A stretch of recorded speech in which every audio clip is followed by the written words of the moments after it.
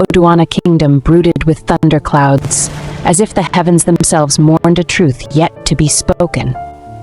Deep within the marble-walled palace, Prince Adetona paced the mosaic floors of his late father's private chamber, his eyes fixed on the scroll in his trembling hands.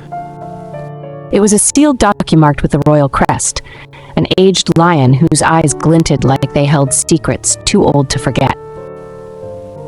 The wax seal had been untouched until now, broken only upon the king's passing.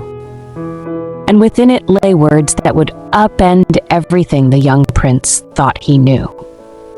A man who carries a basket of secrets cannot dance in the market. His grandmother used to say that with a chuckle. Now the proverb felt like a burden pressing against his chest. The letter was simple in form, yet heavy in truth. If you're reading this, my son, it means the crown sits heavy on your head. Know that the peace we enjoy is not as it seems. Your mother was not the queen they told you of. She was a slave girl from Ukiri, gifted to me as a peace token in a war that was never truly won. The blood that runs in your veins is not purely royal by our people's standard, and if the council knew, they would burn the throne to the ground. Adetona's breath caught in his throat. His mother, Queen Olufunke, had died when he was a boy, her image preserved only in paintings and hushed palace whispers. But this shattered the illusion. He remembered her gentle smile, the lullaby she hummed in a tongue different from his tutor's, the way the other queens eyed her but never challenged her presence. And it wasn't just his lineage that threatened the throne. The king's words continued, revealing a pact made with the warlords of Ukiri, a secret tribute of innocent children taken once every 5 years, sacrificed in exchange for peace, their bodies buried in unmarked graves at the edge of Ijakati forest. Adetona staggered backward, the scroll slipping from his hand like a cursed thing. Sacrifices? His people? Children? His kingdom had won accolades for peace and prosperity, yet behind the golden veil, there was blood. His mind raced. He thought of the festivals, the national holidays marking each era of peace, the lanterns sent into the sky. All celebrating silence, all built on a lie. The door creaked. "Your Highness," a voice called softly. It was Bamidele, his loyal guard and closest friend since childhood. "You summoned me?" Adetona stared at him, unsure if the air between them was still safe. "Yes, Dealy. Tell me, have you ever been to Ijakati Forest?" Bamidele's eyes shifted, just slightly. "Only as far as the riverbanks.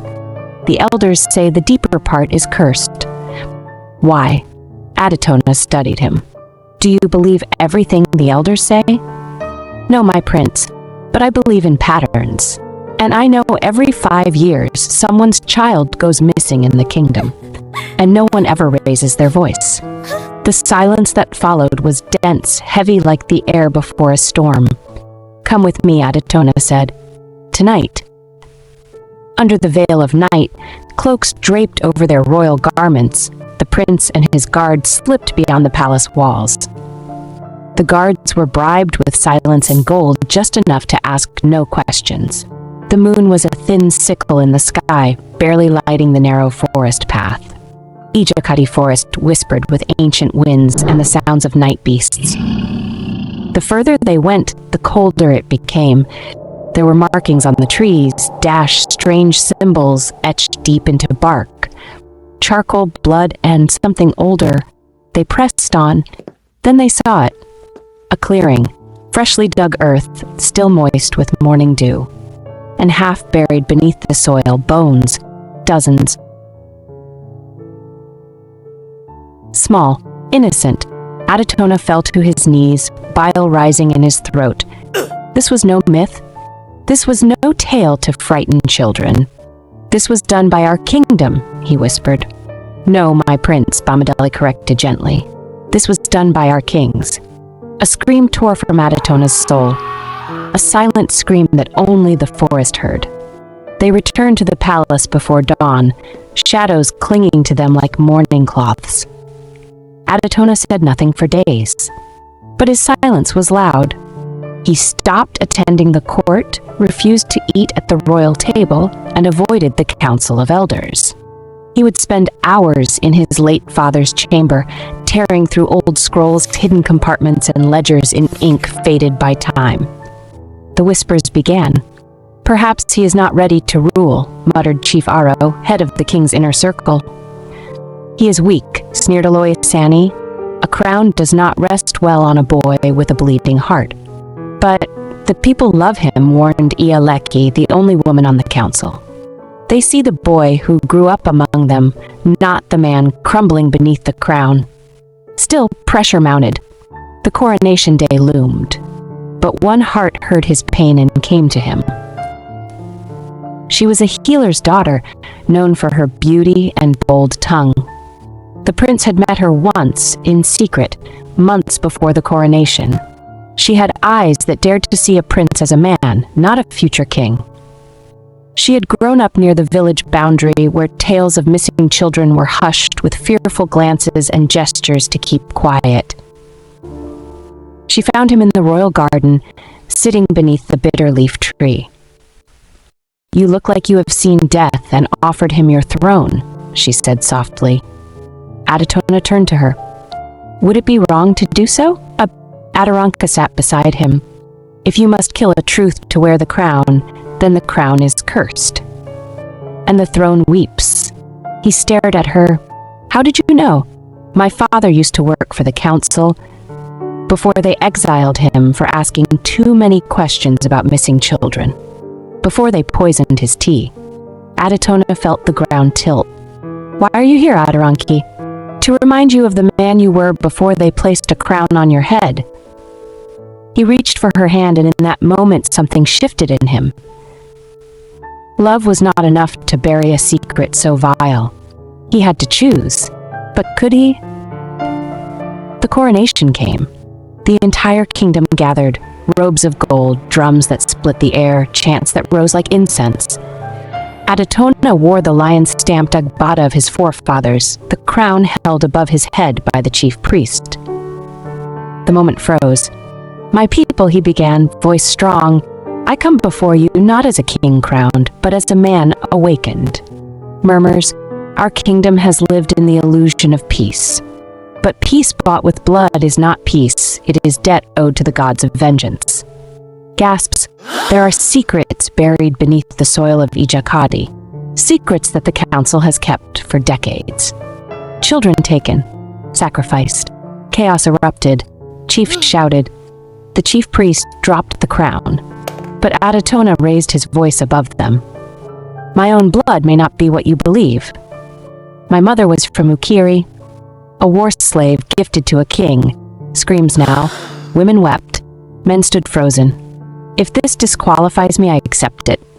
But know this, no throne built on bones can stand. The time for cleansing is now." Before anyone could react, Bamadele and loyal guards stormed the platform, seizing the chief conspirators. The scrolls were revealed, bones brought as evidence. A few elders fainted. Others dropped to their knees, begging for mercy. By sunset, the council was in shackles. But not all rejoiced. That night, a mob formed dashmen loyal to the old ways. They called Adetona a bastard, a betrayer. They stormed the palace. Bamadele was wounded. Adoranka was taken. The prince burned with fury. He donned his sword and led his warriors into the night. Blood was spilled, not the blood of the innocent, but of those who chose darkness. The battle raged from the market square to the ancestral shrine. He found Adoranki in the shrine of Olokun, tied to a pillar as an offering. They had painted her face in the color of the condemned. "You think you can rule with a slave's son and a witch's daughter?" The priest spat. Adetona did not speak. He drew his sword and ended the madness. Months passed. Adoranka healed. The kingdom trembled, then began to breathe again. Word spread of the prince who rejected false peace. Neighboring kingdoms sent emissaries. Some feared his truth. Others envied his courage. A new council was formed. Sacrifices ceased. Memorials were built for the lost children. Names were carved in stone.